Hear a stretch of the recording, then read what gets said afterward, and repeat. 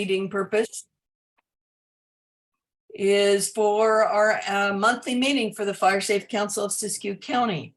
So I will go around the room, so to speak, and call you out. And if you could introduce yourself, your name, and if you're with an organization or just a concerned citizen, please let us know. So we'll start with Greg. Greg Dinger, I'm over on Mount Shasta West and just hanging on to the record button. Thanks, Greg. Kristen?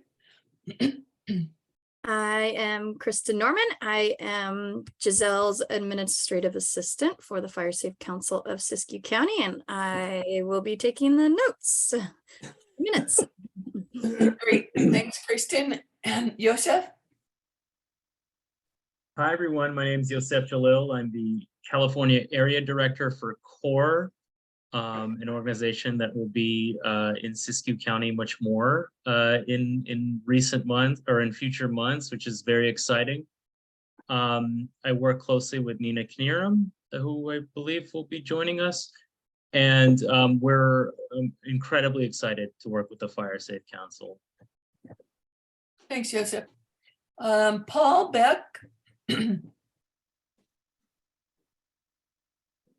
You're muted, Paul.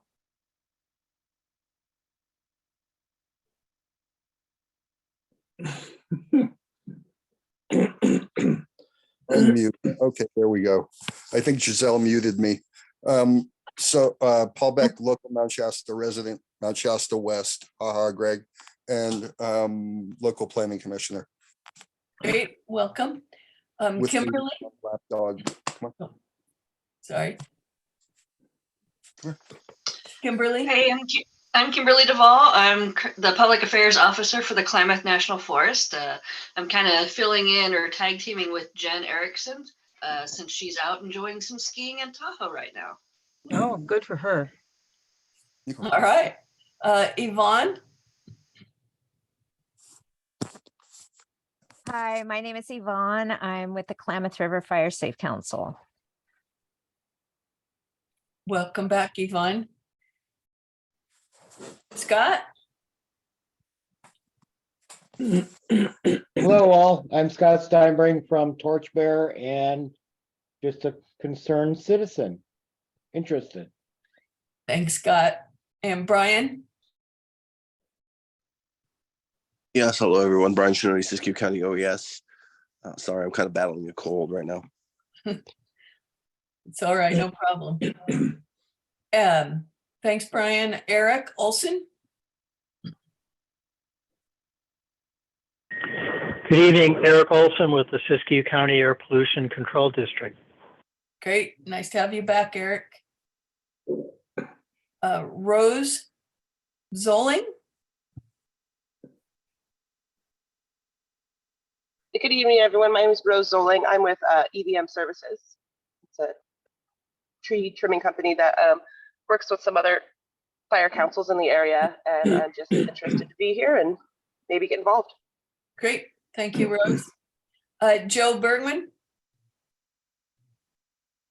I'm Joe Bergman. I'm a volunteer with the Red Cross, and I'm the lead in Siskiyou County for community events, our programs for free smoke alarms, preparedness programs, and such.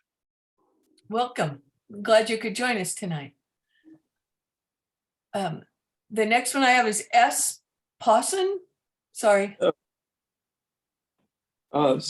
Stephanie Pawson. Stephanie and Neil Pawson were both Mount Shastaites. Yes. Okay. Well, welcome aboard. Thank you. Jeremy? Good evening, everyone. Jeremy Johnson, pre-fire engineer, CAL FIRE Siskiyou unit. I'm also a little under the weather, so excuse my hoarse voice. Nope, no problem. Thanks for joining, Jeremy. Laura?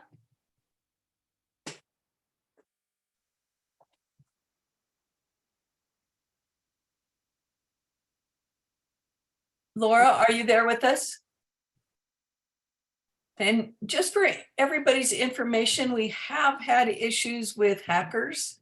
So we will be pretty resilient on kicking people out if we start to see there's some problem, because it's been pretty ugly and interrupted our meetings in the past. So Michael Hentz. Hello, everyone. I'm going to try to turn my video on. I work for the Mid-Klamath Watershed Council. I'm based in Happy Camp and help coordinate the Happy Camp Fire Safe Council. Thank you. Oh, great. Glad to have you, Michael. Julie? Oops. Trying to start. Sorry, trying to start my video there. Yeah, Julie Titus. I've worked, I've retired Forest Service and been working in various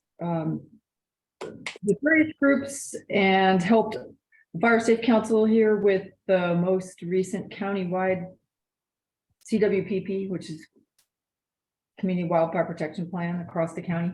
So just doing what I can when I can to help anywhere. Thanks, Julie. And one I have is just says iPhone. If you know who you are.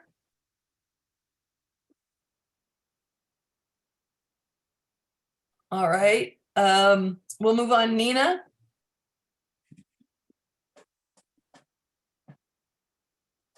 Okay, and then the rest I have are numbers, 598-1193.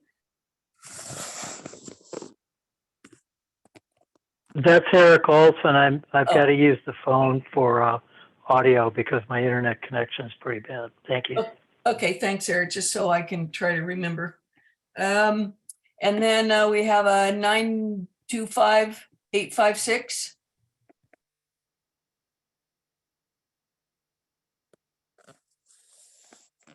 Okay, and a 530-605-6260.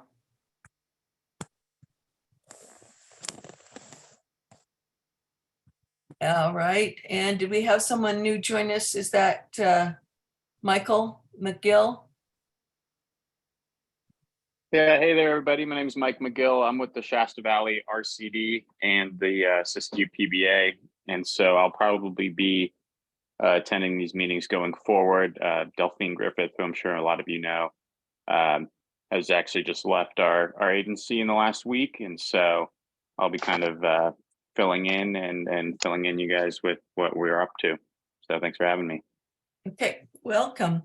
And I believe there's a Tyler from, is that Pacific Corps? Yes, hello, good evening. I'm Tyler Avid. I'm an emergency manager with Pacific Power. I cover Southern Oregon and Northern California. Okay, welcome, and see if I missed anybody. I've got 2 pages here, so bear with me. And if I did miss anybody, if you could put your name and maybe your email in the chat, that would help us to keep our roll actually, call. remember when we were thinking the strategy is better if we have them message me directly individually because of the hackers? Yeah, okay. Because we didn't have everybody replying to message Kristen, Kristen Norman with the C. There's a Chris and Lisa Hicks that just came on, and Nina from Core. Oh, maybe you already mentioned her, but and Gregory Randazzo is on. If any of you. Chris and Lisa, we got a message from you earlier today. Just want to introduce yourself.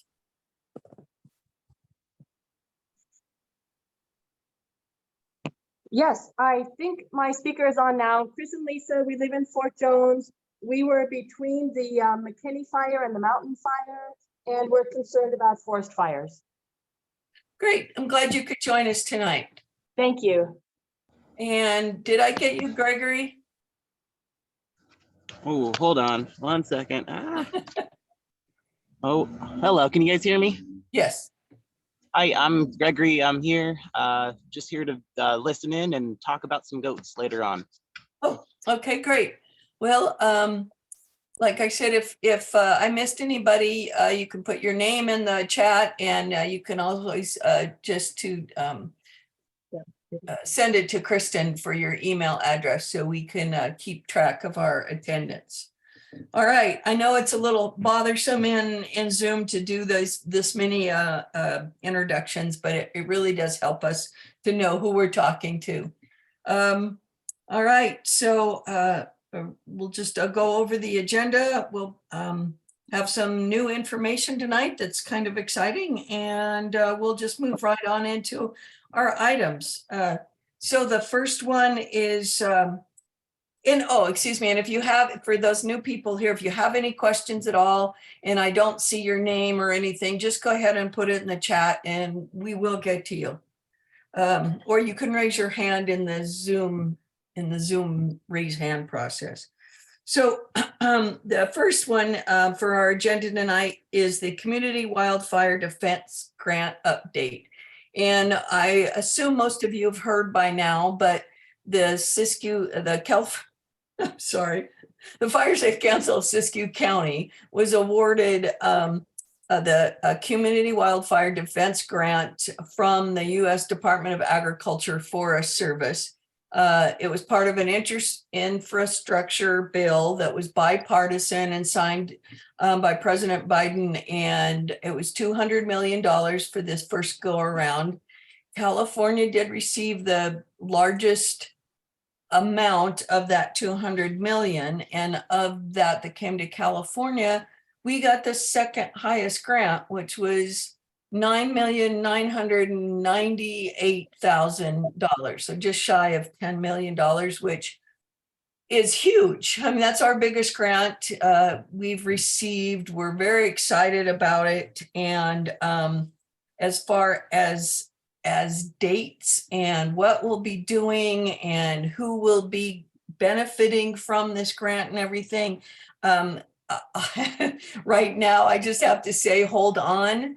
Although we were awarded the grant, we have not received the paperwork, and we heard from the Washington office today that said they are working on it. I think it came down to the Forest Service, and Kimberly can correct me if I'm wrong, but it kind of came quick and fast and said, okay, here's this money, disperse it, now deal with it. So we don't have the documentation yet. We have not signed the agreement. And so we don't know when that will happen, and therefore we don't know when the money will actually come. In the meantime, what we're starting to do is our planning process, and that includes developing a protocol and process on where this money will be spent and how it will be spent. It is to serve the county as a whole. In the grant, when Giselle wrote it, it was to do defensible space for 500 homes, create 300 acres of hazardous fuel reduction, and do public education as well. But we look at it as we hope to get a whole lot more accomplished than just that, but that is the write-up that we put in the original grant proposal.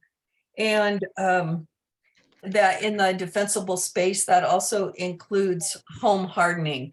And home hardening is, well, defensible space is the area, the property around your house, doing fuel reduction, limbing trees, getting rid of vegetation and firewood next to your house, that type of thing. And home hardening is more dealing with vents, open decks, siding, windows, and that type of thing. So this grant will be addressing some of that. We also are looking at vulnerable communities at risk, although every single part of Siskiyou County is considered at risk. So it makes it easier and harder. So we can go anywhere within the county. We'll be looking also at areas that have had a lot of work done, a lot of grants, a lot of hazardous reduction done, and want to make sure that we don't leave communities out. And we also want to look towards the lower income status and helping people who are vulnerable and can't necessarily do a lot of the work themselves. But on the other side of that too, most of Siskiyou County meets that mid to low range income as well.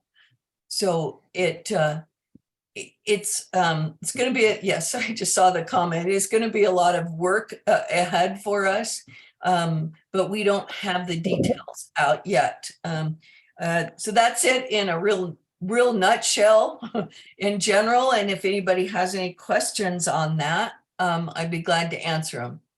Well, I just wanted to comment that we are partnering with CORE, who's on here now. They will be our capacity and our boots on the ground, plus other stuff. And I just want to say we're very pleased to be working with them. Hi, everybody. This is Nina Kaniram from CORE. Apologies that I wasn't able to introduce myself earlier. I had some connectivity issues, but I'm here now. So I just wanted to say hi. I think Yosef Jalil was on and was able to introduce himself, hopefully. I'm here, yeah.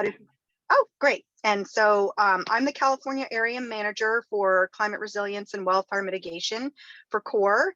And we've been working and was a part of the wildfire mitigation pilot that we ran in Siskiyou County last year, and was part of the reason why we were so familiar with Siskiyou County and with the wildfire mitigation process and issues, and desire to do much more work, and got to know Giselle and Jamie and the whole team, Kristen, very well, and are excited, so excited to be a part of this this grant. And there's a lot of work to do, and we're ready for it. And I've been doing some of our own planning and resourcing. So we're going to be on the ground with you there. I'm based in Los Angeles, as is Yosef, and I'll let him if he needs to comment anymore. But yeah, we're really excited to get to work. So thanks. Yosef, Great, did you want to add anything, or? Just want to say that we're humbled to work with you, really. And it's going to be an incredible next few years. And we're here to listen and learn and really design the best program possible to create resilient communities in Siskiyou County. So thank you for this opportunity. We're excited for it. Thanks. And to answer your question, Michael, yes, almost $10 million to the Fire Safe Council of Siskiyou County to make that clear. I believe it was Tulare County who got a full 10 million, and then the rest of the grants in the state of California were less than, and quite a few of them were in the $250,000 range. And our neighbors to the north, Ashland Forest, Resilient Sea, Rocky Point Fire Department, the Nature Conservancy in conjunction with BLM and the Forest Service and the City of Ashland also all got grants. So there will be work doing not just here, but also to the north. So that's a great thing. All right. Sorry to interrupt, Jamie. I just thought it might be good to give a short little overview for folks who weren't familiar with what the actual pilot program was, and that CORE partnered with us on last year. It might be helpful for people to hear a little bit about that. I don't know. They've never heard of it. Because CORE is new to our county, so a lot of people aren't familiar. Giselle, do you want to give that overview? Well, we partnered with CORE. They approached us and said they were looking at Siskiyou County, and they had some money to do home hardening and defensible space. And they sent a young couple up that we just adored and loved, but they've since moved on, Sam and Mary. And they got 60 homes in Siskiyou County done this last summer with money that CORE brought with them. And they were just awesome. Yeah, this is Linda. Can we also mention that this was a pilot with Dunsmuir, the Disaster Planning Advisory Committee, and 45 homes were done in Dunsmuir, and that was pretty critical. I think really helped raise awareness here in this small community. And I'll add that when originally with their timeline and project budget, they thought they would do 20 homes and just in Dunsmuir, and they were able to do 40, 45 in Dunsmuir, and then we're also able to respond to the McKinney fire and did 20 homes, I believe, in Happy Camp that were in the path of the fire, defensible, to ensure those houses had a better chance of surviving the fire if it came through there. So it was really a hugely successful pilot program, which is why we wrote this grant proposal to expand it. Okay, yes, it's been, like I said, fairly new to the county, so not a lot of people are familiar with them, and they've started their work here, and we hope to work in partnership with them and continue some great work for everybody's benefit. All right. Also, some of you may heard about another grant possibility that we were looking into, and I'll just share with you that was from Cal OES, Office of Emergency Services, and we were hoping to work with that one. That was 3.6 million to work in combination with this CWDG grant to spread the wealth, as you might say, but unfortunately we did not receive that. They did tell us, Cal OES did tell us though, they believed that money would still be coming to the county, but not through the Fire Safe Council. And we have not heard yet if it's been awarded to anybody. I just want to put that out there in case anybody heard about that. All right, on to the next agenda item. Oh, I'm sorry, Brian, you have your hand up. I just saw that now. Yes, I just wanted to update on that. Tomorrow we actually have a meeting about that grant with Cal OES. So Siskiyou OES is going to take the lead on that. And so we'll be reaching out for any kind of collaboration we can do with you. But as of right now, we're taking it because I don't want it to go away. So we've got the ball on this one. Okay, great. It's good to know because they said they were going to try to make sure it stayed here, but they weren't very open about telling us anymore. So I'm glad to hear that, Brian. Yeah.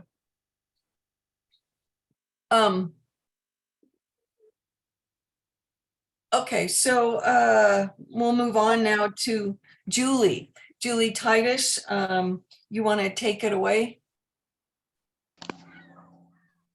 Yeah. First up, it's a huge congratulations, by the way, to everybody involved. And the Fire Safe Council has been working hard for years and years and years. And this was, how could I put one? Giselle told me, I just said, wow, you hit the gold, or it was amazing. So it's a big deal. And yes, there's been a lot of work these last few years. And when we were writing, I began with Dunsmuir CWPP here for local CWPPs. And as we wrote those, every department, fire department, and every entity we worked with, one of the main things was to say, it will get you, you need to have these documents to get grants and to get large grants and to get, so it's part of the whole process. I'm not saying it's that in itself is why, not at all, but that is definitely a thumbs up to be having that ability to show that you've got a plan for a whole county. Not everybody has a countywide plan, just right. Anyway, so moving on to my topic, if you go to the Fire Safe Council website, there are two posters that were just recently put up, and there's a registration process for two events, and they're not brand new. The one called Firescaping is one that we did 2 years ago at the Spring Hill Nursery, and it was very well attended, and people really liked it and actually wanted to have a second meeting with a field trip, though that never happened. But it's another one of those to help people realize what they can do better as they move into spring and are looking at their gardens, looking at their yards, looking at maybe improving their situation in terms of wildfire, but yet still be able to plant things they like. So if Giselle might be, there it is. So the date of this one is Saturday, April 29th. And it was going to be the week prior to that, but it turns out that conflicted with all the Earth Day events. And this is separate. This is not an Earth Day event. This is a wildfire awareness, but it's more of a wildfire plant awareness type event. So as in 2 years ago, I brought along with the CAL FIRE rep, as well as the local fire department people. This one is going to be held at the Native Ground Nursery, which is on the other side of town, the south end of town. Kind of, I figured do alternating every other year. Just a good thing to do in a small community. So right there on the website, as you see it lists the things to cover. We'll have someone talk about a little bit about local fire ecology and the potential in our forests as well, vegetation response given our current extensive winters. There will be some talk about the local fire fuel science and fire behavior.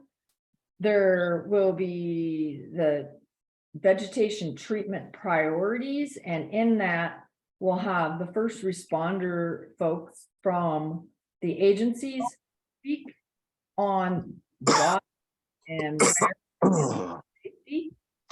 Then there will be somebody to talk a little bit about home inspections and hold on a second, my view just disappeared.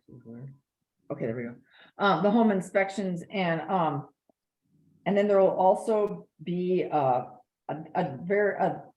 definitely be time with a rep from the nursery for anybody to pose questions about specific plants and specific planting guidelines. That's it. And it's the 29th of April, 11 to 1. And then is there any questions on that one? No. And that's open to the public, correct, Julie, for everybody? Yeah, the reason we have a sign up is because of limits on space. You know, we don't know how many, how full it gets, but we'd like to give them an idea of how many. So we definitely want you to go to the website to sign up for that. That one's on the 29th. And the next one, if Giselle can bring up the next one, it's on May 6th. So they are back-to-back Saturdays. The May 6th one we did last year in a classroom. It's a wildfire awareness and preparedness. We did it in a classroom at COS. A lot of people, I don't know if anybody from this group attended, but it was well attended and kind of crowded in there. And so I've reached out to CAL FIRE and worked with them to get to use one of their academy or training center rooms. So it's still at COS, but a little bigger. And then the engines, hopefully we'll have an engine, you know, depending on how busy, because it is, that day is their fire prevention day. And it's there's a lot of stuff going on, but have some equipment there to look at and questions and answers. If we bring that one up, Giselle, do you have that? I'm having problems. I can get the Firescape one up, wildfire awareness. Oh, here it is. There it is. There it is. Yeah, thanks. So again, it's got all the participants in the cadre are by the logos at the bottom. We have so a lot of people in this one, more people in this one, because it includes also OES in this one, who's going to do a little discussion also for emergency alert. But this covers, again, a little bit about the seasonal outlook part of and fire ecology, but the seasonal outlook, which always comes in to the Forest Service, will speak to that. Again, some of the local fuels fire science in terms of prepared actions, proactive prep priorities. Again, a little bit about home inspections, a little bit of overlap here, but there's a lot more talk about wildfire itself, about why you need to stay prepared, about Code Red, Zone Haven, which OES will cover, And then about, it's a little bit about evacuation process and a good question answer session. And also talk about, which weaves right into the grants, about defensible space and actions, and the Fire Safe Council, as well as the Bioregional Ecology Center, will also talk about their active programs that they have in the area that to help in defensible space and in wildfire mitigation actions. They're both really good events. I wish they weren't back to back, but that's the way it is. So, oh, do you have any questions? I was going to ask, just to clarify, it sounded like the initial firescaping one that was done a few years ago that was really popular, and then of course COVID and everything, it's hasn't happened, but it sounded like we're planning on making this an annual event moving forward. Is that correct? You know, it's up to, well, the Fire Safe Council, I think it's great because it's wildfire oriented and plant oriented, but it's sort of up to the group to, do you want it every year or every other year? Okay, that's what I heard you say. Yeah. Right now, you're going to trade off between the two nurseries. So I was just clarifying. Right. And then alternating, right? So that's up to what you maybe you could ask people that are participating. Do they want it every year or every other year? So yeah. But the preparedness, awareness one, every year. Definitely. Okay. Thanks. Hey, thanks, Julie. And I want to make sure I'm not missing any questions here from anybody. Okay. So yeah, sign up for this, attend, spread the word. These will be great workshops.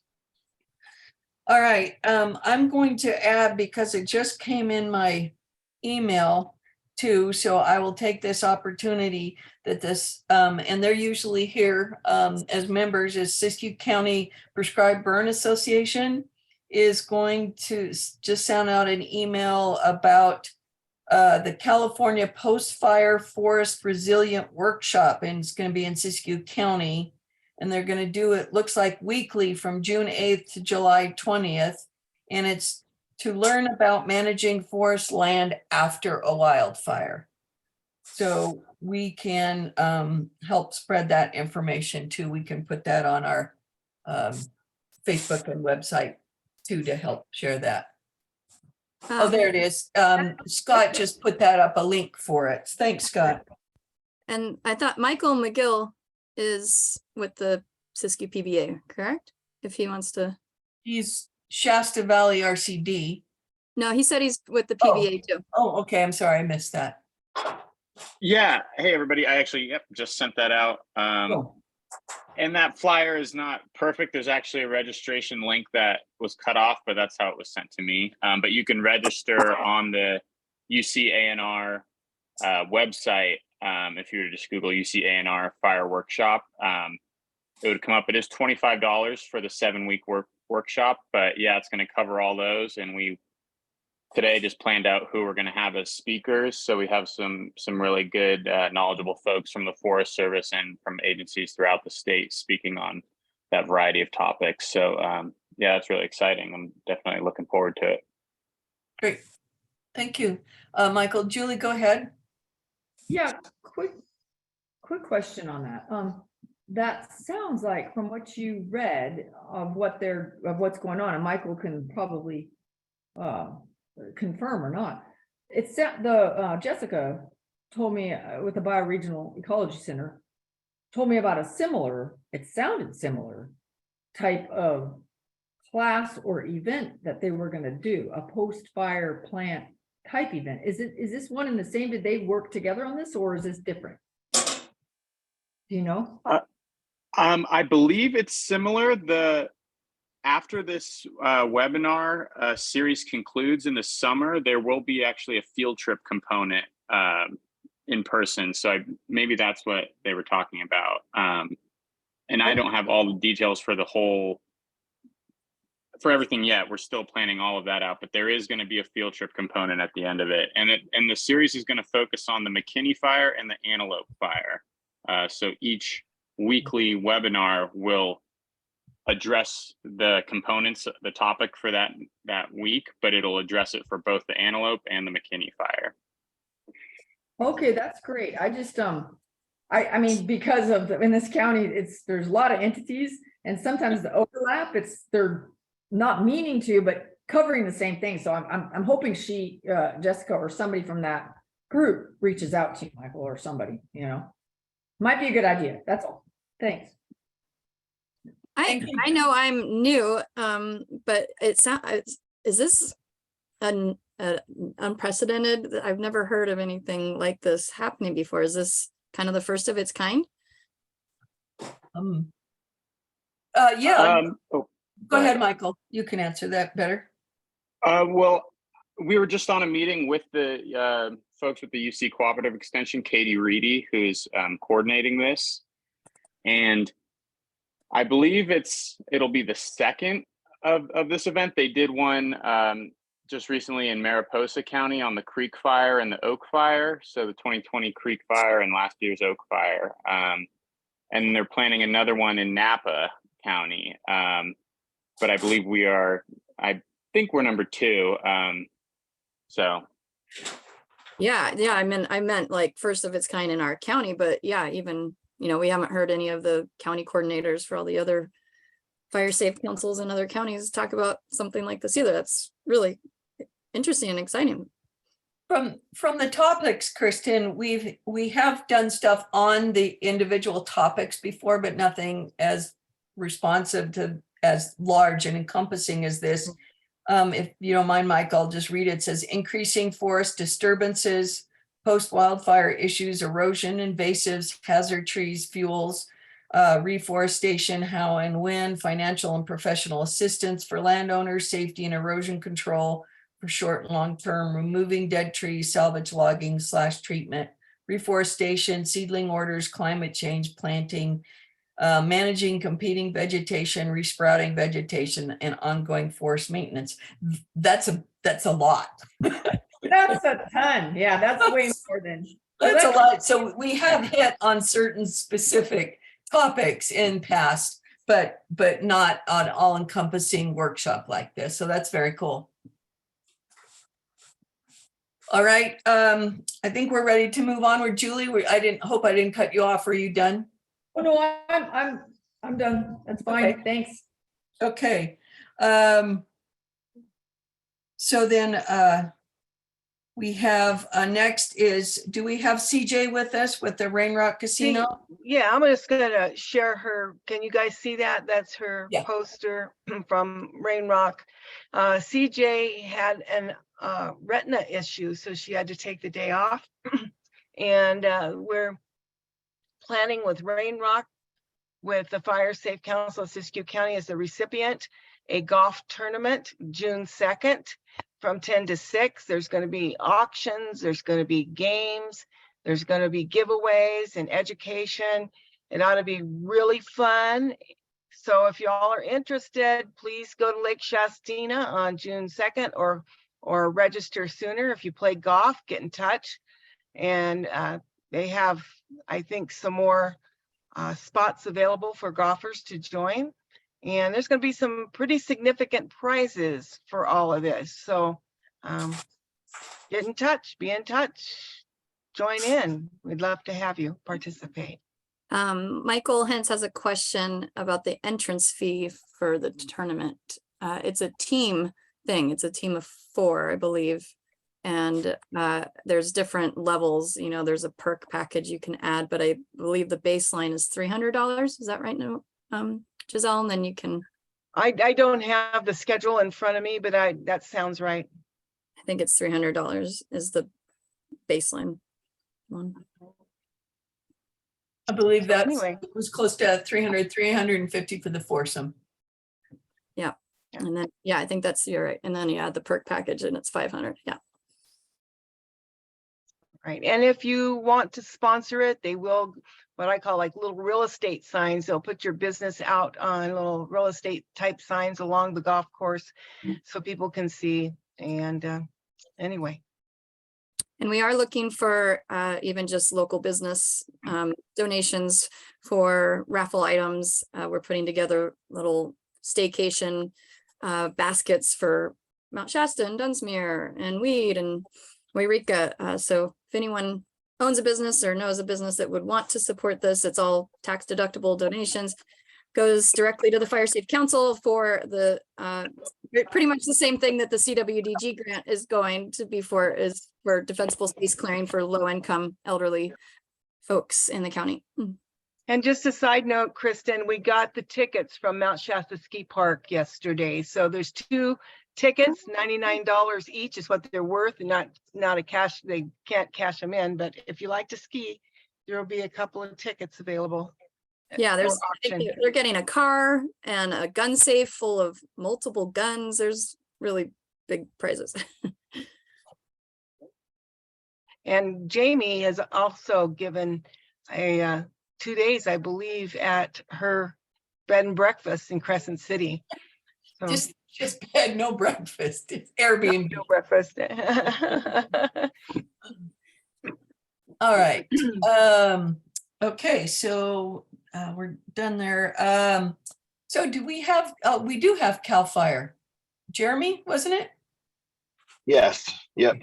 You wanted to give the update?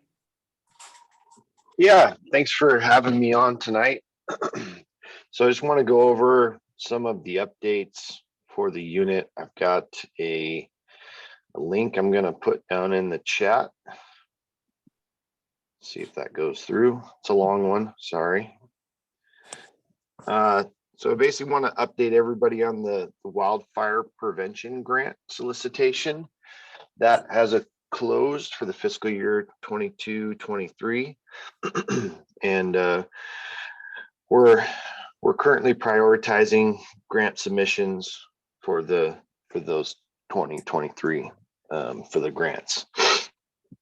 Another thing we've got going on in the unit, we've just upstaffed our firefighter hand crew, and that's going to be 3 crews of 15 personnel per crew, staffed 7 days a week, effective. And that's a total of 36 firefighters that we brought on. And we've got 3 engineers and 4 captains that supervise those firefighters. And they came on about 3 weeks ago, I think around the 20th of March. And they're currently working on getting trained up to go through a readiness exercise the first week of May. And then got some other staffing updates. April 17th, we're going to be going to 1 engine per battalion. So we've got 4 battalions in the unit. So we'll go to 4 engines on April 17th. And June 5th, we'll be at 1 engine per station. So we've got 7 stations total. So it'll be seven engines on June 5th. And then tentatively, and all these dates are tentative. It's dependent on, you know, weather and things of that nature. And then June 19th is when we're planning to go to peak staffing. And then there was one other thing. The burn permits are going to be required starting on May 1st. So we've got about 3 more weeks where you don't need a burn permit. And come May 1st, that's when CAL FIRE will start requiring burn permits. And I think that's all I got for you guys. Okay, great. Any questions for Jeremy? It's all still, all the permits are all still online, like last year, if anyone doesn't already know that, right? Yeah, that's correct. So all of your permits are done online, and we're just asking everyone to be real patient. It's a new system. It's full of bugs. We're working through the bugs. Hopefully, hopefully within the coming months, we'll have all of them worked out and basically have it built to where anybody who doesn't know anything about burn permits can go in and find the right one and not cause a lot of headaches. I think Julie had a question. Yeah, Jeremy, on the 3 crews, the 15-person crews? Yes. Will those crews be available once they're trained and ready to go? Will you guys be doing project work throughout the county? And if so, how available, I know they have to be available to respond, but I'm just wondering if they're gonna be able to disperse them for some project work stuff. Yeah, so they're obviously they're here to support the state mission. They're on no different than an engine. It's like a 3-minute response time. So that's kind of something that's specific to the firefighter hand crews as opposed to our inmate firefighting crews. And the expectation is that they will go out and do fuels reduction work. A big number of dollars that came to support all these firefighting hand crews is tied back to fuels reduction work. So the intent is there from our director out of Sacramento all the way down through our unit chief for those hand crews to go out and do fuels reduction work. Okay, where are they based? So they're based at the fairgrounds in Wairika. Oh, and we've had them. I believe that this is their 3rd season being staffed up, and so it's not permanently funded yet, but just looking at our decrease in inmate fire crews in the last couple of years, and just CAL FIRE in general really ramping up with fuels reduction work, that I could see that hand crew becoming permanent maybe in the next budget proposal. okay. Jeremy, what's the status of the Deadwood crews? So currently the Deadwood crews have 2 crews out of the 4. It's an 80-man camp. And I think between grade eligible, which are the guys that can get on the bus and go out and do the project work and go to the fires, between them and the non-grades, who are the personnel that do all of the in-camp functioning kind of in a support role, I want to say they're down in like between 30 and 40. And the crew numbers, last number that I'd heard was they had like 13 and maybe 12 bodies. So lower than we would like to see. We want to see, 12 is the very minimum for us to be able to go send the crews out once they're signed off and have their type 1 status to go out on a strike team or on an assignment. And so, we like to see at least in like the 15 range, but they just, as of lately, the last year or so, they just really haven't been able to support that. Yeah, I know when COVID hit, it really hit the camps hard as far as being able to staff up. So I was just curious if we were back to normal yet. No, and that's across the board. If you look at the crew counts throughout the state, most camps are at about 50% of capacity currently. Okay, thank you. Any other questions for Jeremy? Oh, Scott had one. What projects are on the books? Go ahead, Scott. Hey, Jeremy, it's Scott. Just looking forward, what projects on Siskiyou unit will be focusing on with those crews?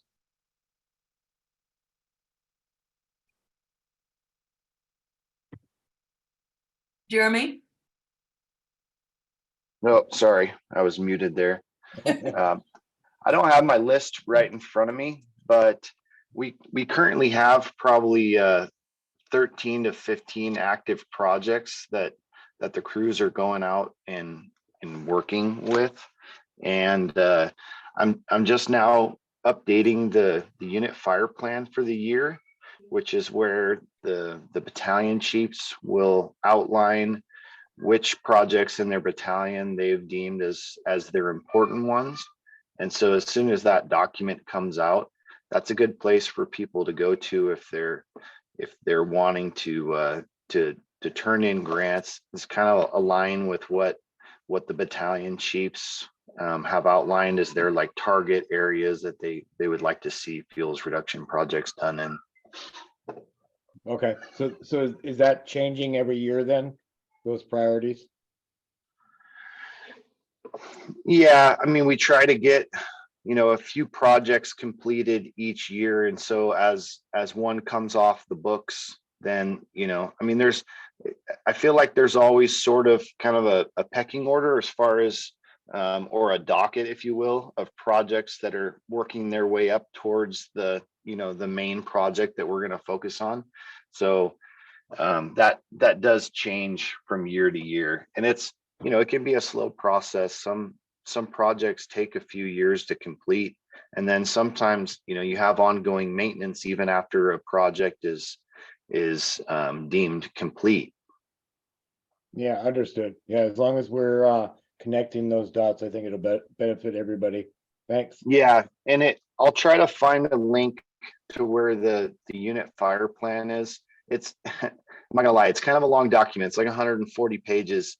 So if you're looking for some material as you're trying to go to sleep at night, you can open that up. But it has a lot of good information in it.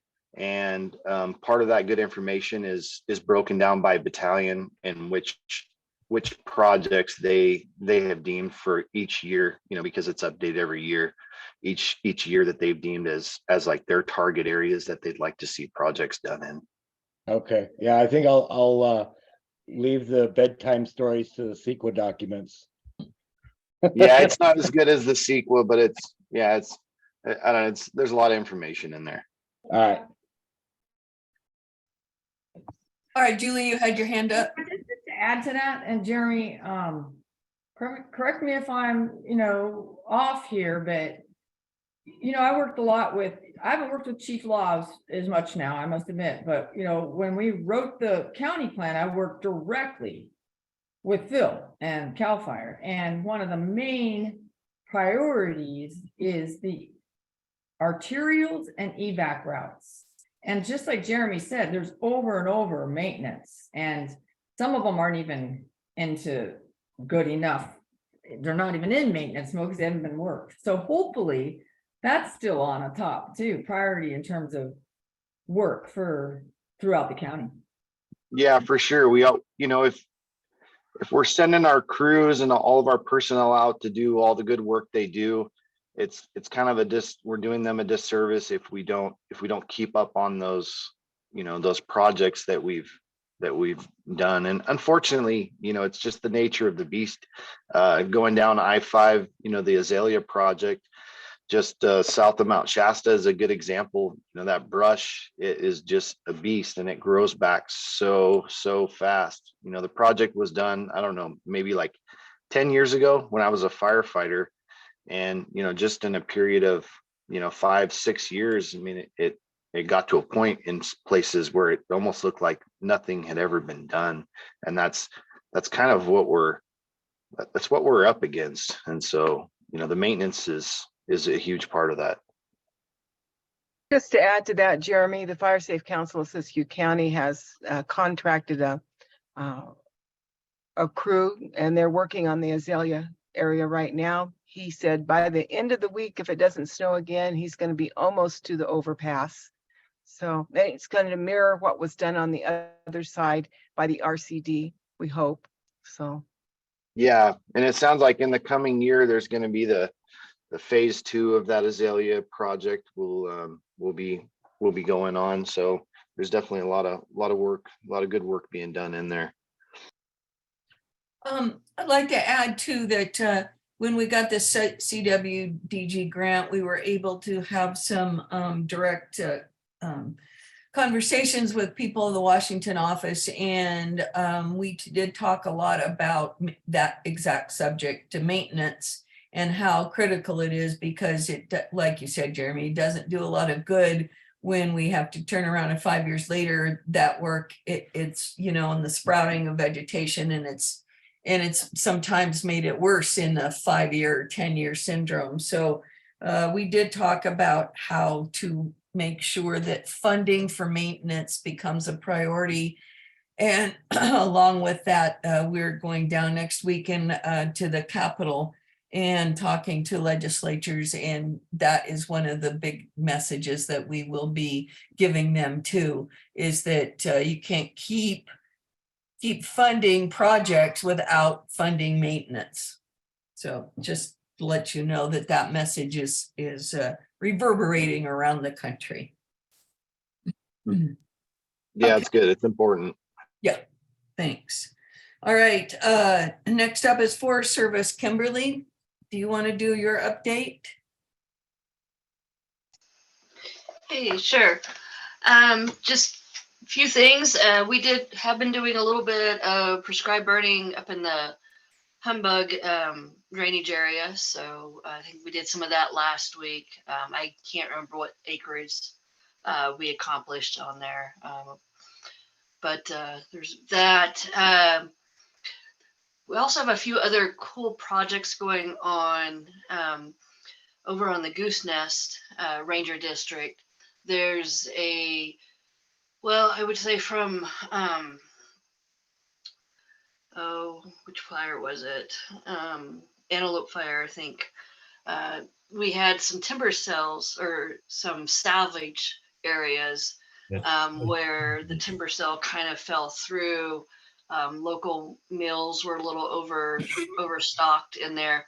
So we worked with the Wild Turkey Federation and basically did a larger agreement where we're going to take some of the salvage timber from the fire, and then we're going to haul it up to Oregon to a mill there so that they can, you know, make sure, I think, debark it and make sure there's no bark beetle in there.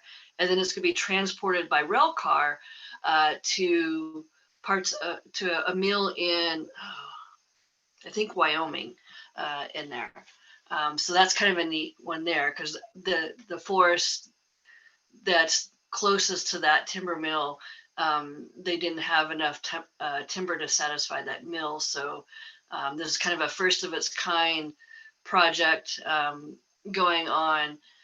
So we're testing it out, and if it works, then there may be opportunities for getting rid of some of the other timber as we're doing you know, fuels reduction and stuff like that, getting some of the timber out and off the landscape. That's exciting, Kimberly. We worked over and did a fuel break all the way around Tennant, and we're working in Bray. We've got another Stevens grant for Bray. And yeah, that was one of the major hurdles. That's exciting. Yeah, it is kind of neat in there. They've done the first cuttings already. I haven't heard yet when they're going to start loading or when it goes to the rail car. But you know, we'll have some of that to report out.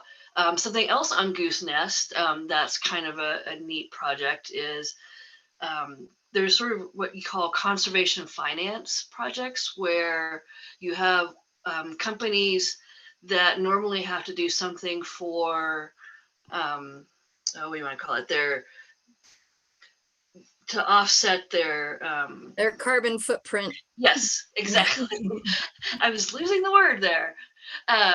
So yeah, what we're doing is we partnered with California Deer Association and Blue Forest. And Blue Forest, what they're doing is they're going to set up a forest resilience bond. And this will allow those companies that need to offset their carbon footprint a way of, you know, tossing in some money to this bond that can then be used on projects on the forest. So there'll be some of that going on. I haven't heard yet if the Forest Resilience Bond has officially been set up, but that should be coming out here soon if it hasn't already. And then the last thing, if you guys haven't heard yet or not, but the wildfire crisis strategy, this is kind of the year 2 of landscapes and funding. So the Klamath River Basin is the next one. And let me just share my screen real quick. Oh, no. What's this called again, Kimberly? What's the name of it? It's the wildfire crisis strategy. And then it's a landscape within there. So they had 10 landscapes last year, and then they added another 12 this year. And this year, the Klamath River Basin was funded. So it pretty much spans across the border. So between California and Oregon, and it spans about 5 forests. So you've got the Fremont Winema in Oregon, you got the Klamath National Forest, Modoc, Shasta Trinity, and 6 rivers. And it pretty much encompasses the Klamath River watershed in there as well. So there's a lot of different projects going on. I know for the Klamath, we've got a couple of burn assist things where we're going to try to work out with some partnerships there. We've got a few. I'm trying to get at some of the descriptions for some of these, but we got a Just project going on, a landscape fuels CDA, and a restoration NEPA, and that's just on the Klamath. But the other forests have things going on as well in there. I know I'm starting to populate a little bit more about the wildfire crisis strategy landscape on our website. I know I was working with Ruth, PAO for Shasta Trinity, and she's working on getting some stuff there. And I believe the team that is coordinating across the 5 forests is also going to be putting up an InstaWeb page that will have information tied to the projects as they get going this summer. So a lot more here, and then there'll be more projects going on next year. So a lot of busy work to do. Yep, for all of us, I think. All right, thanks, Kimberly. Kimberly, I just a heads up, I'm gonna email you and connect the dots because there's some really potentially awesome overlap between what you guys are doing with that those kind of very progressive, the financing projects, conservation finance projects. My husband works from the McConnell Foundation and is bridging with the Betty Moore, what's their name? It's a big philanthropic organization, the Gordon and Betty Moore. Does that sound right? They've got like $100 million, that they want to do exactly that kind of stuff with. And so, yeah, we should connect the dots between those possible. Yeah. All right, great. We'll move on. Thanks, Kimberly. And go on to Brian with County OES. And sorry if I stole your thunder earlier. Oh, no, not at all. So yeah, we don't have a lot. So a couple, like I said, we decided to take that grant, so we're working on that this week, trying to identify some good spots that we can really see an impact, especially kind of tying in with you and these Forest Service grant proposals. Besides that, working really hard on the cleanup part of it. So it was announced today we're at 100% cleanup. So all the properties for the McKinney and Mill have been cleaned and are debris free. So we're really excited about that. That's a big win for us. And yeah, I think those are really our biggest highlights. There's a bunch of other stuff that's just not fire related. So Yeah, well, Brian, no, that's great that 100% of cleanup's been done on those 2 fires. That's awesome. yeah, that was a great push, and we're really excited how hard they worked. We had a little, obviously Siskiyou County doesn't want to cooperate and have snowstorms on and off, so took a little longer than expected, but yeah, we're 100% and moving forward with getting people back into their properties. Okay, thank you. And if I can add, just for basic information, when we were looking at that Cal OES grant that Brian now has the ultimate responsibility for, is that one of the caveats is it had to be done on SRA lands, which is state response areas, and so they're limited as far as where they can do it across the county. They can't do it everywhere, but the SRA lands within Siskiyou County is quite large. So they may not be going downriver to Salmon River and Happy Camp areas just because of that caveat from Cal OES. So don't get upset when you find out that they're only in certain parts. All right, so then Nancy's not here unless she joined us late. Well, Nancy sent an email today, said Oh, that she's on business in Sacramento, county business, so she won't be able to join us today. Okay. And next up, we have the Red Cross, Joe Bergman, to join us today. Do you have an update or what you're doing?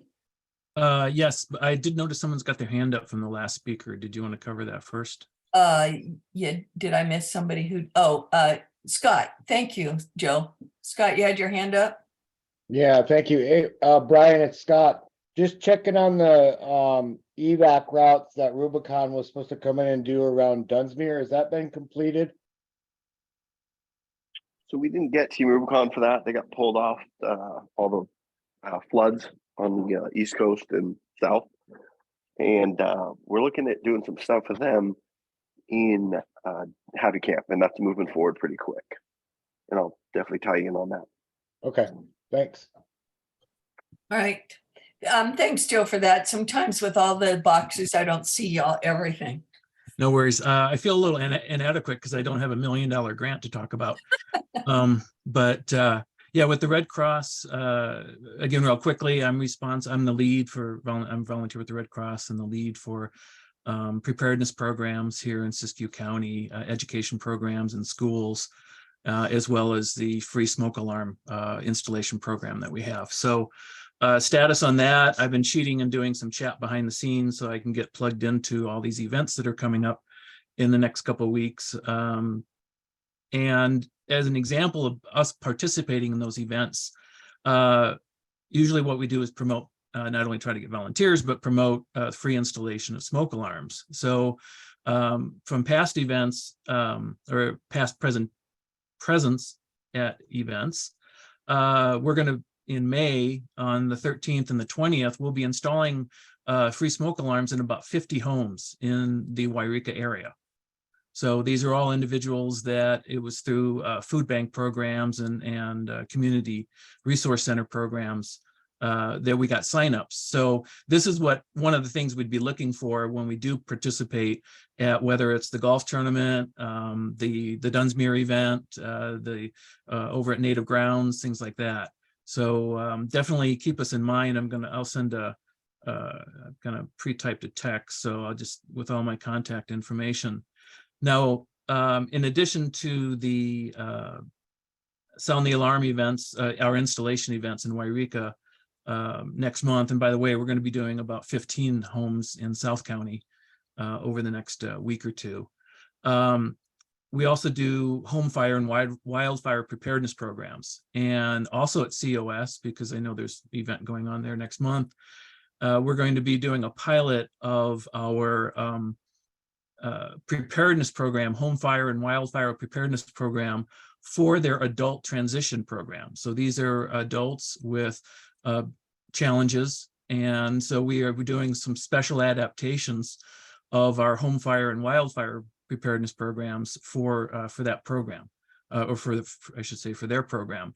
And the idea is that there's a dozen, of these elsewhere in the county and in the region that that I have coverage with my colleagues. So we'll be taking this out further. So those are kind of two of the events coming up that the Red Cross has. And again, I'm chatting with Kristen and Julie behind the scenes to get plugged into some of these other events that you have. But in general, if you have any, if you think the Red Cross might add value to an event that you have, or you want the Red Cross to help me set up a preparedness program, whether it's education, free smoke alarms, etc., please contact me. I'm here, I'm a resource, and I appreciate participating. Thanks. Joe, that's wonderful. We'd be happy to work with you at any of our events or any of your events to help you out. if you need resources, be sure to contact us too. Because this is, I know Red Cross has been around forever, but we've been doing this here in the county. I think we're at 20 years with the Fire Safe Council. So we have handouts and materials and things like that too. So if you need anything, make sure to contact us. So yeah, let's keep working together. That's great. Okay, we'll move on then to Prescribed Burn Association. Michael, did you want to give it any more of an update? I think that just about covers it really for the PBA for things going forward. On March 18th, we had a pile burn workshop out in Grenada Montague area with the Hayfork Watershed Center. We had the Air District there. We had Larry Turman from CAL FIRE out there and a few Quartz Valley folks. So we had a good turnout, and so that was nice to get out on the day and had some successful piles burned. If I am able to give the RCD update too, if that's okay with you guys. We have our contractor selected for the Wairika Ridge fuel break, just immediately west of Wairika, above the high school, is a large prominent ridge, and we are doing a major fuel break on that ridge top. And so the contractor is going to probably start work out there in the next 2 weeks. We're getting our bird surveys done in the meantime, and then they are good to go. And then similarly down in Happy Camp, we have a project on the Karuk Fee and Trust lands in and around where the housing office is, doing some removal of the standing dead madrone and conifers from the Slater fire. And the contractor will get started there in a few weeks as well. So those are our two projects that are kind of hitting the ground here pretty soon. Great. Michael, just a question. Do you have with that fuel break west of Wairika, are you working with any of the local fire safe councils or any other folks with that, or is that all on the RCD? George Jennings of the Wairika Fire Safe Council has been helping us throughout, because the project is taking place on 3 private land parcels. So he's been getting us the contact information for these folks, and we're still working with him on getting a hold of one landowner for access for the heavy equipment. But yeah, so we're working with the Wairika Fire Safe Council for the most part. Okay, great. Thank you. Then has James shown up for the NRCS? I don't think so. And Eric Olson with our county air quality. Yeah, good evening. Thank you. Jeremy with CAL FIRE brought up material that's conducive to falling asleep. And I have to say that many regulations that I have to deal with will do that, even if it's not at night.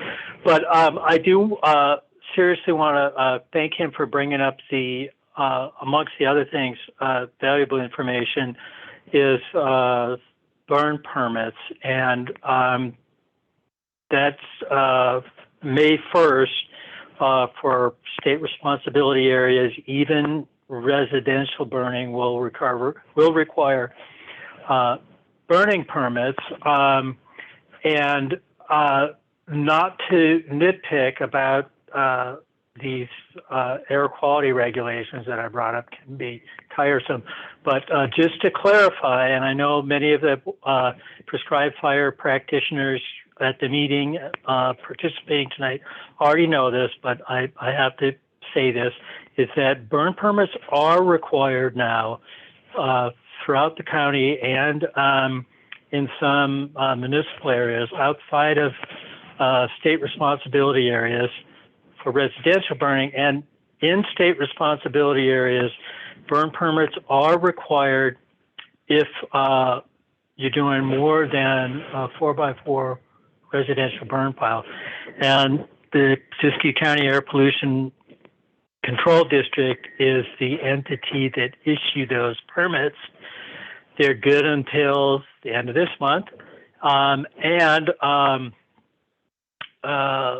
For burning more than 10 acres or projects that are going to emit more than 1 ton of particulate matter, then a smoke management plan is required. And those permits, those smoke management plan permits are required throughout the year. So have any questions, please contact the Air Pollution Control District. I have a real lousy internet connection. In fact, I may have even lost the connection while I was talking. I did. So yeah, you can contact me at the Air Pollution Control District. We have a website online. If you Google Siskiyou County Air Pollution Control District, you can get our contact information there. That's all I have, and thank you again. Well, important information. Thank you very much, Eric. All right. I don't believe we have anybody from the sheriff's office, but we did have Pacific Corps. Are they still with us? We've lost a few people. Oh, there you are, Tyler. Yeah, sure, Jamie. Just a couple quick highlights for Pacific Power. Still substantial infrastructure upgrades going on across the county with system hardening opportunities. Something else relevant to this group, we've deployed a pilot project working with CAL FIRE's research and development team and Department of Homeland Security of a new early wildfire detection system. We've deployed those sensors on our infrastructure around Happy Camp, Gazelle, Mount Shasta, McLeod. So looking forward to collecting some data and research from that pilot project to see if this is a new viable solution to help with early wildfire detection. So happy to be a part of that, and I'll take any questions anybody has. Well, in this pilot project, are you using infrared photography or what? It's infrared. It's a combination of infrared and gas particulate sensors. Oh, okay. So it's a 2 mile range per sensor. I'll put the company information in the chat too, so folks want to look into it. I'm not the engineer on the project, so I can't speak directly to the technology, but it's pretty neat. So it's exciting to be in a partnership with CAL FIRE and Homeland Security on testing this out in some high risk areas. I think Julie's got a question. I'm curious, are these ones that have been already in place, like in Sonoma County and some of the other, or where have they been using them already? I know part of their big pilot project was in Colorado. I'm not sure Colorado. on Sonoma County specifically, but if you want to reach out, Julie, I can get you in touch. Well, I was just curious. Okay, thanks. Okay, thank you very much. Okay, Scott River Watershed Council. Don't think we have anyone. CHP, Siskiyou County Natural Resources update. No. Stevens funding update. Do we have anything, Giselle? Well, our applications have not been vetted or funded, and I don't know when the next round is. If you need to know, you should contact your forest. So Klamath can tell you when their next round is, and Shasta Trinity should be able to tell you the same. So I'm sorry, I don't have any better information than that. We do have a couple of Stevens grants that are for fuel reduction, and we're working on those now. And one is over in Bray, one is in Mount Shasta. And so anyway, it's a good source of funding. Don't overlook it and pursue it. I encourage you. Okay, thank you. Mount Shasta Bioregional Ecology Center, Sierra Nevada Conservancy. Stop me if I'm walking over anybody. And then we go into our local Fire Safe Council updates. Black Mountain. I saw Joey's name. Are you still involved with Black Mountain, Joey? Yes, Jimmy, I'm here with you. Any Yeah, I'm still with Black Mountain. I haven't been doing too much this year yet due to all the snow and weather going on. But I would like to start, I'm hoping to start up this spring. We were earlier in the meeting, I heard you guys talking about maintenance and hopefully in the future get some funding for maintenance. I've been going back through and doing a lot of scouting through our old project 1, phase 1, 2, and 3, all through KRCE country. And like you guys were saying, the fuels on half of our jobs that we've done in the past have just grown tremendously. So personally, I've been going around and scouting and picking some areas that I want to refocus personally myself, like I used to do in the past, and start going through some of the old phase projects and do some maintenance work on them. And also I would love to start to try to get focused on doing some new projects out here in the KRCE and Black Mountain country area. I'm trying to work on getting some people involved to get that rolling hopefully soon. Okay, great. Thanks, Joey. Butte Valley, Popco Lake, Dunsmuir.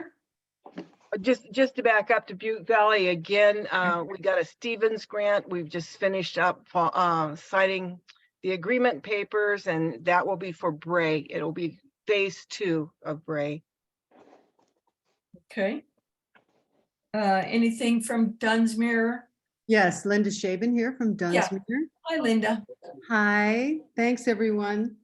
We're working on a CAL FIRE wildfire prevention grant with the Fire Safe Council, with Giselle and Kristen. They've been very helpful. The focus is to create safer arterials and evac routes in Dunsmuir. We'll be doing a large amount of CEQA work, about 690 acres of CEQA, and we have agreed and the contract is in process with Vestra from Reading. So we'll be using Vestra for the CEQA because it's a pretty big project. And then fuel reduction will actually happen on about 180 acres in the southeast portion of Dunsmuir. So that's moving along, and we are working to move that forward. We're having our first large public meeting on April 27th, which is the Thursday before all the other activities going on, but we're looking forward to that. And then the other exciting thing that's happening is, as some of you know, most of the work that we've been doing in Dunsmuir has been through our city disaster planning advisory committee, and that has lost enough members to where we don't really have a quorum to keep that going. And so we are building on that work and forming a grassroots community organization that's focused on wildfire preparedness and resiliency. But we're not going to really call it a Fire Safe Council. We're going in the direction of a Dunsmuir Firewise collaborative. And we want to work with our residents in our neighborhoods to establish Firewise USA recognized communities. And I think some of you are probably familiar with Firewise. We've been working with Kristen a lot on that.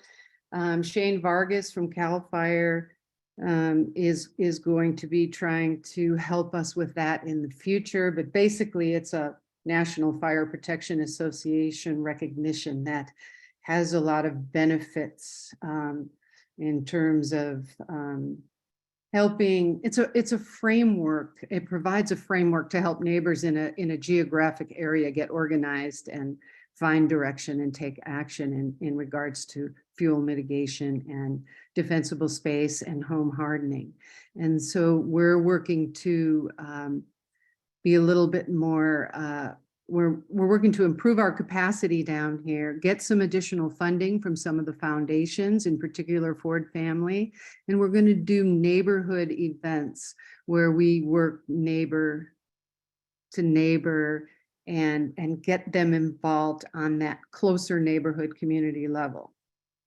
And let's see. I think that's about it. If anyone has any questions, I'd be happy to talk more. You were very eloquent on describing what a Firewise community is, Linda. Thanks. Thank you. All right, Greater Weed, Hammond Ranch, Happy Camp, Horse Creek. Wait, Happy Camp's here. Oh, sorry. Okay, I was just trying to figure out how to unmute myself, and I think I have my video started. Hello, everybody. Wow, there's a lot going on, and congratulations on progress in securing funding and getting projects implemented out there across Siskiyou County. So in Happy Camp, we've got our Fire Safe Council crew. We have 6 people working full time. Private land. We're going to try to do a bunch of defensible space projects as well, just intra-city, not just kind of around the outskirts of Happy Camp. Probably the biggest thing to report is that we've had a draft community wildfire protection plan for some years now, and we are finalizing our revisions and updates, and we're going to send it out to partners on the 18th, next Tuesday. And there's this whole timeline for key partners and signatories to review it, for us to get the feedback, incorporate it, further review, and then send it out to the public for comment, and et cetera. And then ideally, I think our schedule looks like by August, we're hoping to have the main signatures sign off on it. And that's the Cal Fires, the Klamath National Forest, the Crew Tribes, our Volunteer Fire Protection District. But that's one of the things that we're really doing, and happy to finally get this through the draft stage. So just happy to hear of so much progress out there, and thank you guys so much for all the work you're doing. Great. Yeah, we can relate to the CWPP. Julie Titus was our main writer of our update, and it is a very long, involved process, that is for sure. So all the best to you on getting that finished in a timely manner. All right, Juniper Flat, Marjorie, our Juniper Flat representative and other Fire Safe Council board member, is not with us tonight. She has had recent surgery, so she is in recovery. Klamath River, Lake Shastina. I'm here for Klamath River. Oh, there you are. Sorry. Hi, that's all right. I'm just going down my list. I'm not looking up when I'm reading my list. Sure. It's easy to speak up. I appreciate the tidiness and timeliness of going through the agenda. Okay, so what I have to report is, of course, the Klamath River community is in the long-term recovery process from the McKinney fire. And as a representative of the Fire Safe Council, of course, we wear many hats in this community since it's small. But I've been keeping in touch and attending the long-term recovery groups meetings. And I can say that I think this year education is going to be crucial, and also having people think about when they're rebuilding the home hardening already built in, what they're going to build from the ground up is going to include all of the things that we know will keep the community and the home safe. And so I think education is going to be key this year for the community, and just keep that in the forefront. And then additionally, I would like to, since COVID, we've lost touch with a lot of in-person type things. So I'd like to maybe perhaps go to these events that were discussed earlier in the meeting, and just start gathering resources and contacts again to get some projects going on the patchwork of private and public lands that didn't burn or are in need of fuel reduction. So that's what I have to report. I'm so glad you guys are continuing on these meetings on Zoom. They're very convenient.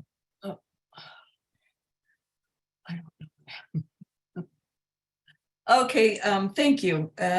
Sorry, my screen just died. Lower Scott River.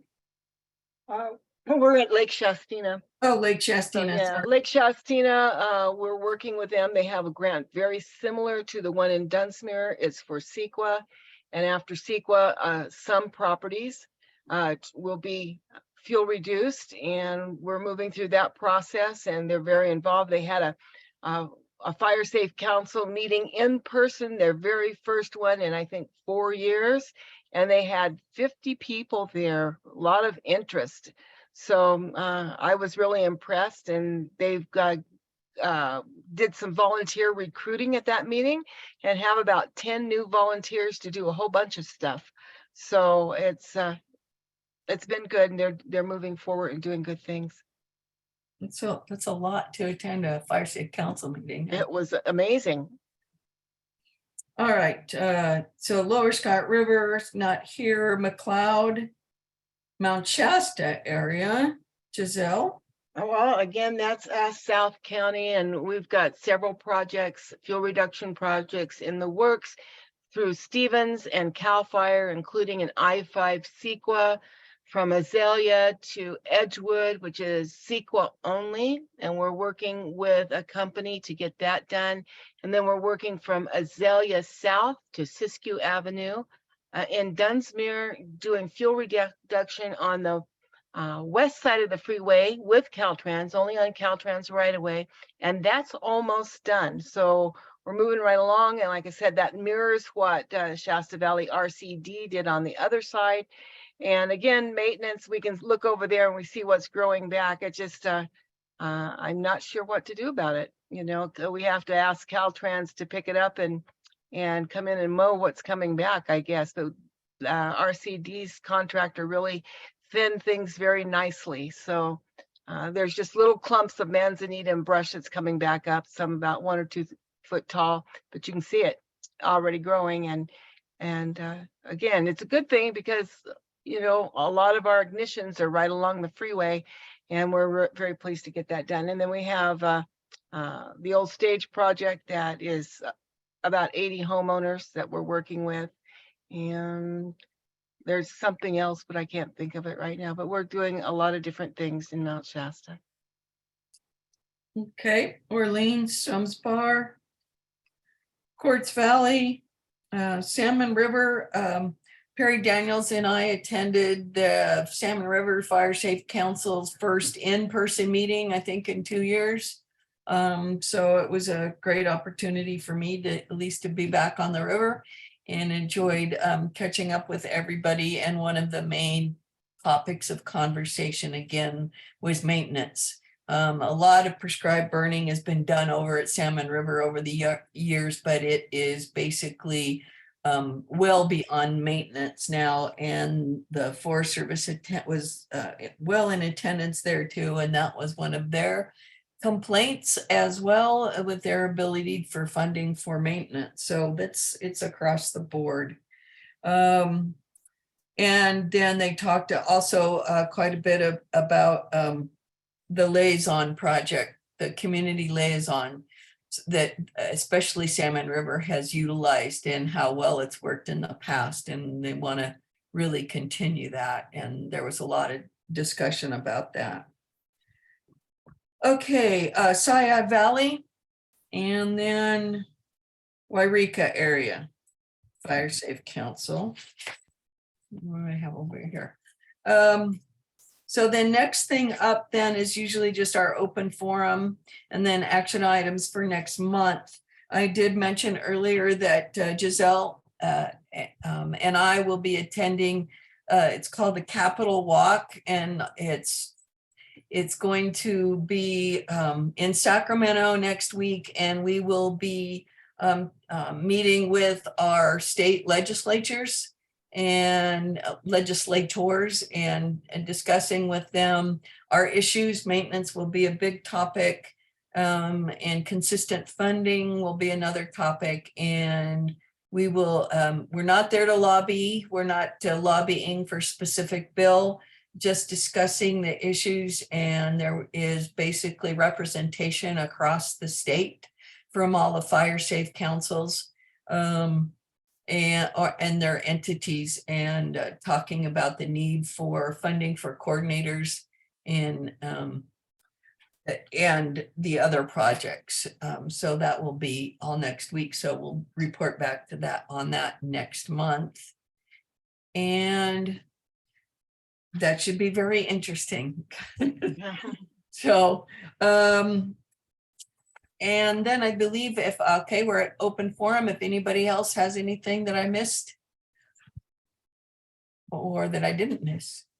I have a quick question, Jamie. Yeah. It's kind of for Giselle on that last discussion on projects, Giselle.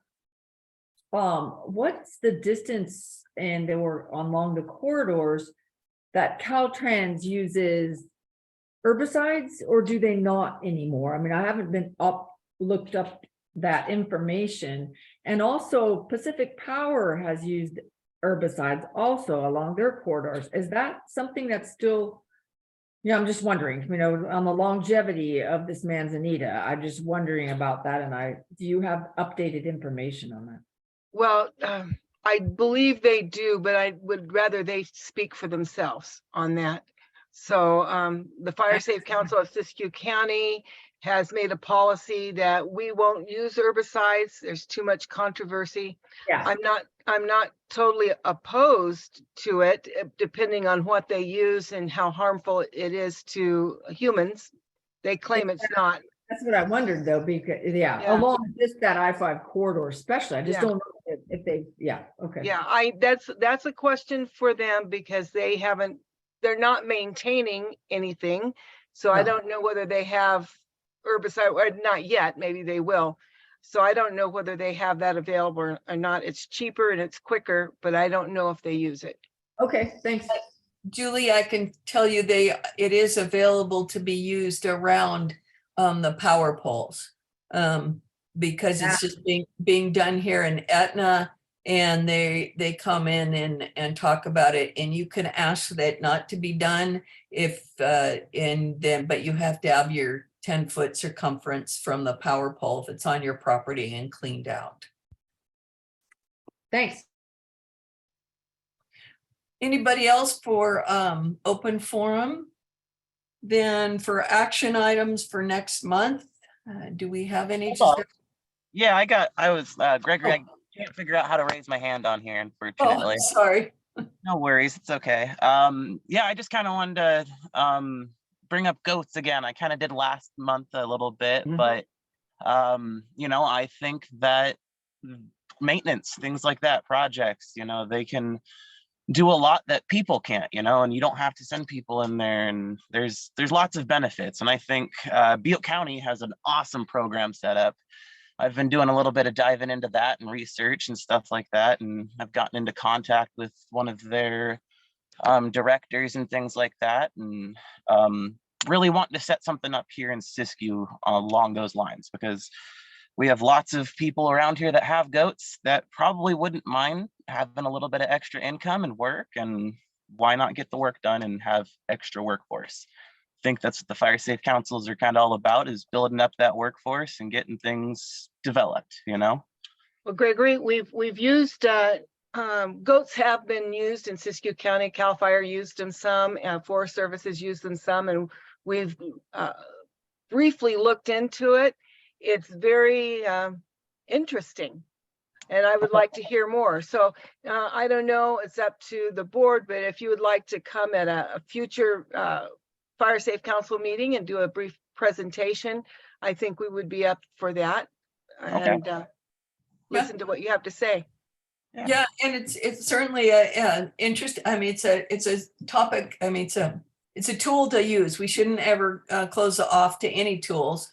Yeah, I think our board is going to be very open to that. It's just having the right time and the right way to utilize them. So keep at us.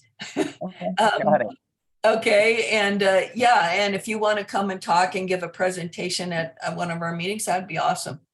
Okay, yeah, I'll definitely be, in attendance to, I think, pretty much any meeting from here on out. And, just, goats and, wildfire prevention and protection in general. So glad All to right. be here. Thanks for having me.